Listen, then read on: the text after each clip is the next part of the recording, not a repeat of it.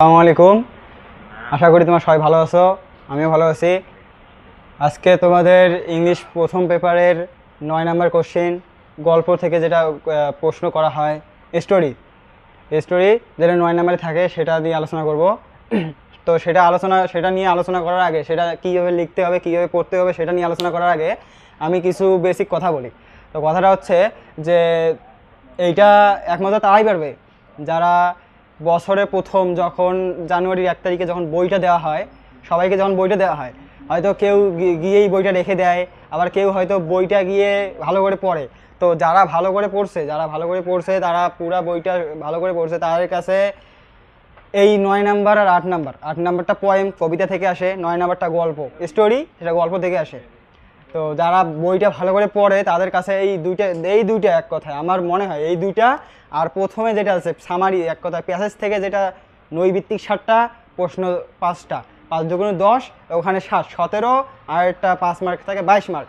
তো এইটা এই 8 আর 9 রাইটিং পোয়েম আর রাইটিং স্টোরি তোমরা পারবে, এটার একটা সহজ সমাধান আমি দিব।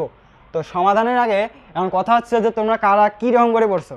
এইটা যদি আমি তোমাদের হোমওয়ার্কের মাধ্যমে যদি করাই যে কী রকম করে করবে বা কী রকম করে করলে তোমার ভালো হবে, আবার এখানে যদি আমি দেই যে পরের দিন নেক্সট ক্লাসে বা কমেন্ট বক্সে তোমরা লিখে দেবে যে এর অ্যান্সারটা কত, সেই হিসাবে যদি আমি বুঝাই তাহলে আমি বুঝতে পারবো যে কে কতটা পড়ছে। তো পড়ার মাধ্যমে তোমরা বুঝতে পারবে 8-9 স্টোরি আর পোয়েম।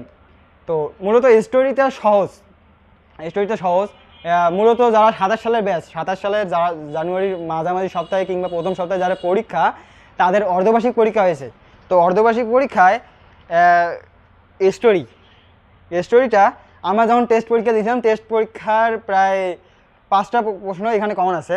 তো 5টা প্রশ্নের মধ্যে একটা আছে যে how was the মিলিনার shops decorate. আমি লিখতেছি, তোমরা দেখো।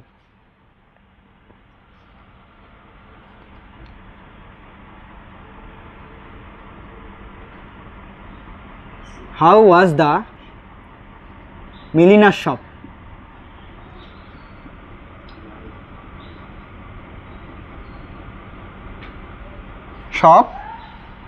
decorated?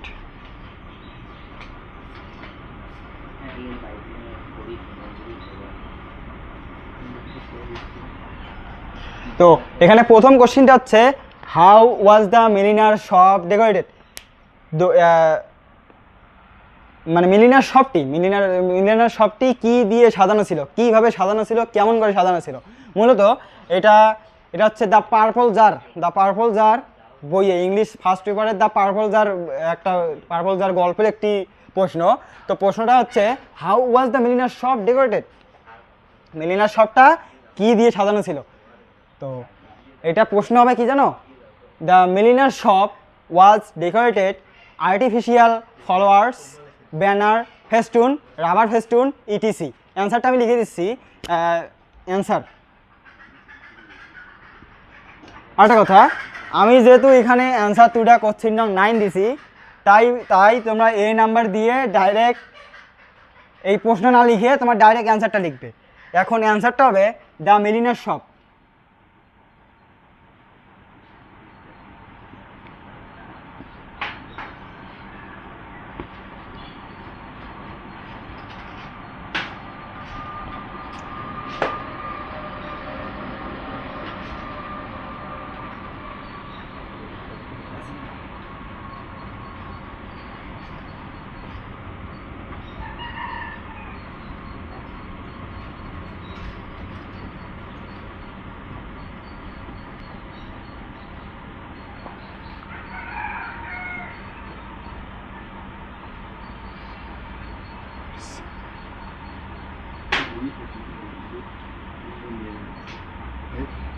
রাবার ফেস্টুন,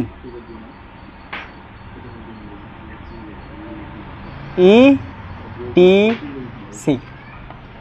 এখন এই আনসারটা লিখছি যে প্রশ্ন ছিল যে মিলিনার শপটি কি দিয়ে সাজানো ছিল বা কেমন করে সাজানো ছিল। তো মিলিনার শপটি সাজানো ছিল, the milliner shop was decorated, milliner শপটি সাজানো ছিল আর্টিফিশিয়াল ফ্লাওয়ার্স, কৃত্রিম ফুল, রাবার ফেস্টুন, রাবারের ফিতা, ইটিসি এবং আরও অনেক কিছু দিয়ে। তো এখানে এই প্রশ্নটা লিখলাম এটা আমি লিখতে পারলাম কীভাবে, আমি বই পড়ছি কিংবা বইটা ভালোভাবে আমার রিভিশন ছিল। এখন এইটা তোমাদের মধ্যে আবার অনেকে ভালোভাবে লিখতে পারবে কীভাবে, তোমাদের যখন 1 তারিখে যখন বই উৎসব হয় স্কুলে, বই যখন দেওয়া হয় তখন যদি তোমরা তখন থেকে যদি ভালো করে পড়ো, হয়তো অনেকে পড়ে, অনেকে আবার বইটা নিয়ে যায় শুধু রাখে, স্কুল যায় প্রাইভেটের সময় শুধু পড়ে, শেষ, এই বন্ধ শেষ।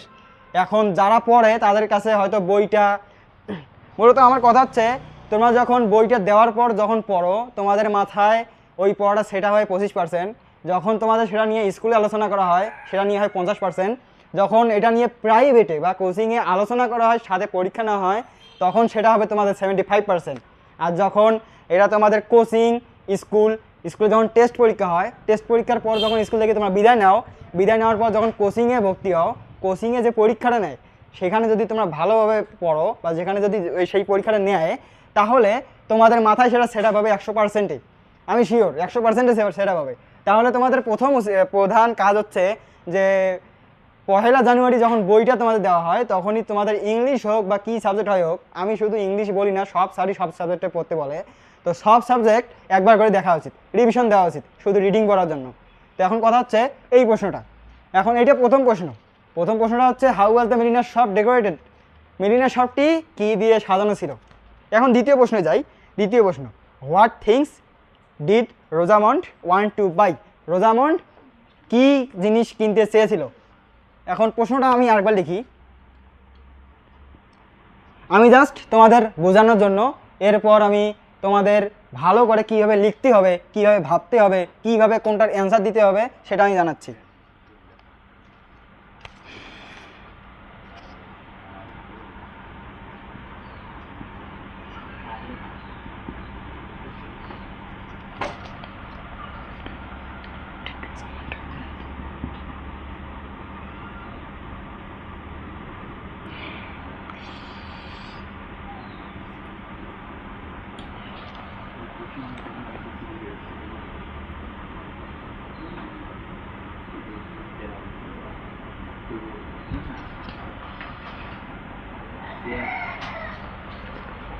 তো প্রশ্ন, what things did Rosamond want to buy, Rosamond সে মূলত কোন জিনিস কিনতে চেয়েছিল। রোজামন্ড কী কিনতে চেয়েছিল, রোজামন্ড আমরা জানি, হয়তো যারা ভালো পড়ছি তারা হয়তো জানি, রোজামন্ড তার মায়ের কাছে একটি পার্পল জার, যে রক্তিম পাত্র কিনে চেয়েছিল। কারণ এখানে একটা হাসির কারণ আছে যে তার পায়ের জুতো ছিঁড়ে গেছে, তারপরেও সে রক্তিম জার কিনবে, কারণ রক্তিম জার, পার্পল জার, বেগুনি জার, যেটাই হোক, পার্পল জারের আবার অনেক আছে, মানে ওয়ার্ড মিনিং আছে, যে পার্পল জার মানে রক্তিম পাত্র, পার্পল জার মানে বেগুনি পাত্র, পার্পল জার মানে রঙিন পাত্র। তো এখানে আমি রক্তিম পাত্র দিয়ে বলতেছি।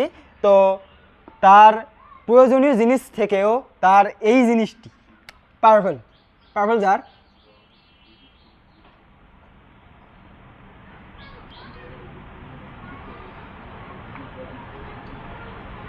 পার্পল জারটি তার অতিরিক্ত প্রয়োজন ছিল। তো এখানে আমরা অ্যান্সারটা লিখতে পারি, হ্যাঁ তোমরা যেভাবে লিখছো সেভাবেই হবে, তবে আমিও যেভাবে আমার অ্যান্সারটা যেভাবে হয় আমি সেভাবে বলতেছি, what things did Rosamond want to buy. তো রোজামন্ড তার কি কেনার জন্য বা কি কেনার দাবি করেছিল, কোন জিনিসটি কেনার দাবি করেছিল। তো অ্যান্সার হবে Rosamund things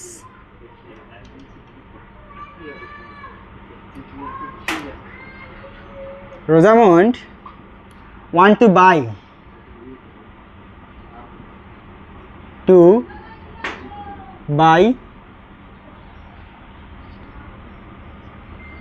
the purple jar.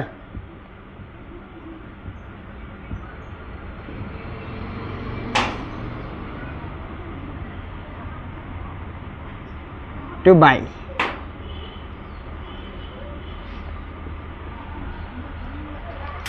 মূলত এগুলো তোমাদের 2 মার্কের অ্যান্সার 1 মার্কে আমি দিয়ে দিচ্ছি, 1 লাইনেই।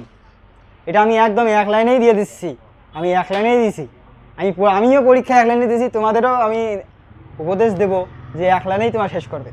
তো মূলত এটা 1 লাইনেই। তো কোশ্চিনটা হচ্ছে what things did Rosamond want to buy. তো রোজামন্ড কি কিনতে চেয়েছিল, এক কথায় মূলত রোজামন্ড কোন জিনিসটি কিনতে চেয়েছিল।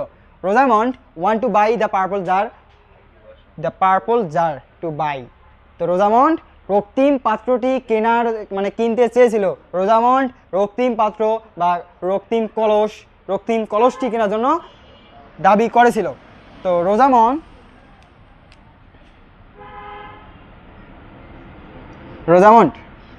তো রক্তিম পাত্র কেনার জন্য দাবি করেছিল। এখন এখানে তোমাদের উদ্দেশ্যে আমার একটা কথা, যে আমি এই ক্লাসটা আবার সেকেন্ড টাইম আমার পরে ক্লাসে আমি নেব। পরে ক্লাসে আমি স্টোরি বিষয়ে আলোচনা করবো। স্টোরি তো এটা গেল। পয়েম বিষয়, কবিতা নিয়ে আলোচনা করব।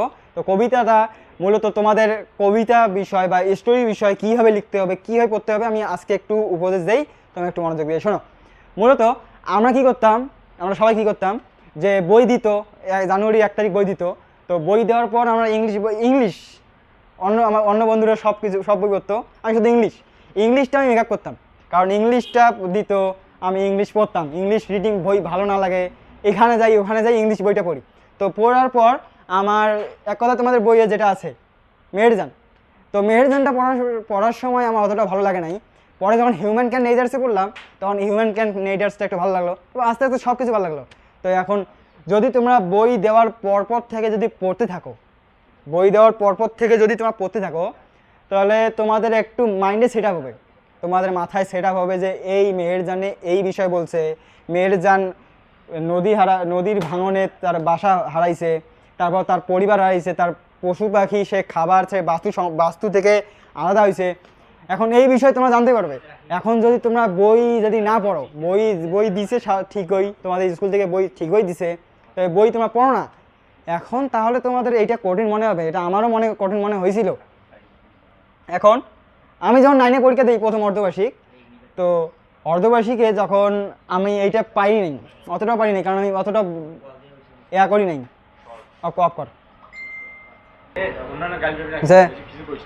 তো এখন তোমরা যদি এই বিষয় মানে বই যদি রিডিং পড়ো বা রিডিং পড়ার মাধ্যমে যদি তোমরা মাথায় সেট আপ করতে পারো, তাহলে তোমরা এই স্টোরি আর পয়েম বিষয় ভালো জ্ঞান অর্জন করতে পারবে। হয়তো জানি যে তোমরা যেভাবে পরীক্ষার খাতায় লিখছো, হয়তো আমি এই নিয়মে লিখে দিছি যে how was the milliner shop decorated. এটা কিন্তু তোমাদের কোশ্চিন 2027 সালের এসএসসি পরীক্ষার্থী যারা অর্ধবার্ষিক পরীক্ষা হলো, প্রি টেস্ট পরীক্ষা হলো, তাদের কোশ্চিন নিয়ে আমি আজকে একটা কোশ্চিন দেখলাম। তো বেশিরভাগই দেখলাম যে 19 সালের বোর্ড, 24 সালের বোর্ড, 23 সালের বোর্ড, এইরকম ঘুরে আসছে। তো এইরকম করে যদি তোমরা পড়তে চাও, তাহলে পড়া উচিত, কারণ পড়ার কোনো বিকল্প নাই। আর একটা শেষ কথা আমার, এই শেষ সময়ে এসে কোনো কিছুর মাঝে কষ্ট পেও না, কারণ কষ্ট পেলে সব কিছু তোমার ব্রেন থেকে হারিয়ে যাবে। কারণ কষ্ট পাওয়ার মাধ্যমে আবার তোমার ব্রেন, তাই যত পারবে ফ্রি মাইন্ডে থাকবে। ফ্রি মাইন্ড থাকলে তোমাদের সব কিছু ভালো হবে, সকাল উঠতে পারবে। তাই বলি নেক্সট ক্লাসে স্টোরি তো করালাম, স্টোরির আরেকটু সহজ ব্রেইন দিব, তোমাদের উপদেশ দিব। আর মানে নেক্সট ক্লাসে পয়েম বিষয়, কবিতা, যেটা একটু কঠিন মনে হয়, কবিতা বিষয়ে আমার আলোচনা করব। তারপর আলোচনা করার পর নেক্সট ক্লাস থেকে আমি ইংলিশ সেকেন্ড পেপার নিয়েই শুধু তোমাদের সামনে আসবো, সেকেন্ড পেপার। আর ফার্স্ট পেপার নিয়ে অতটা কোনো করবো না। তোমরা যদি সমস্যা মনে করো, তাহলে জানাই দিবে, আমি ফার্স্ট পেপার নিয়ে আলোচনা করব। তো এই পর্যন্ত আমার ক্লাসটা ছিল আজকে। তো যদি এটা কোনো সমস্যা হয়ে থাকে কমেন্ট বক্সে জানাবে। আর শেষ সময়ে একটাই কথা, তোমরা ভালো করে পড়ো, তোমাদের পরীক্ষাটা বেশি দিন নাই। তাই এই পর্যন্ত আজকে আমার ক্লাস। ভালো থাকবে, সুস্থ থাকবে, দোয়া করবে এসএসসি রেজাল্টের জন্য। আসসালামু আলাইকুম।